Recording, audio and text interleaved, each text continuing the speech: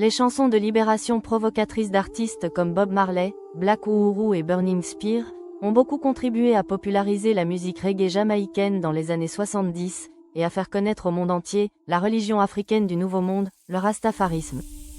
La coiffure rastafarienne audacieuse et distinctive, la préférence pour la nourriture végétarienne et l'utilisation illégale d'une plante médicinale pour la méditation ont suscité l'intérêt des médias du monde entier. Moins d'attention a été accordée à l'interprétation stricte de la Bible par les rastafariens, à leur déification de l'empereur éthiopien Haïlé Sélassié, et à leur croyance selon laquelle, pour être accomplis, les Africains du Nouveau Monde devaient quitter Babylone et retourner dans leur patrie ancestrale. L'Éthiopie, en tant que seul pays africain à avoir résisté à la colonisation, était un centre d'intérêt idéal pour le mouvement « Retour vers l'Afrique » du XXe siècle, lancé par l'emblématique Marcus Garvey.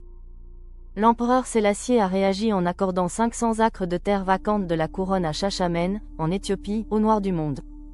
Le mouvement « Retour vers l'Afrique », notamment en Jamaïque, a été stimulé par la visite d'État historique de l'empereur éthiopien, sur l'île des Caraïbes, en 1966. Plus de 2500 rastafariens et panafricanistes du monde entier se sont installés en Éthiopie. Mais Haïlé Sélassié fut déposé par une junte militaire en 1974 et assassiné un an plus tard.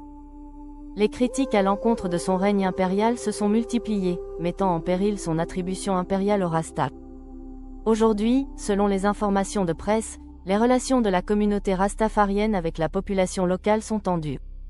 Certains aspects du mode de vie rastafari sont à nouveau considérés avec suspicion. Les documents d'immigration des résidents rasta de longue date ne sont pas renouvelés. Certains membres de la communauté risquent l'expulsion et la perte de leurs terres.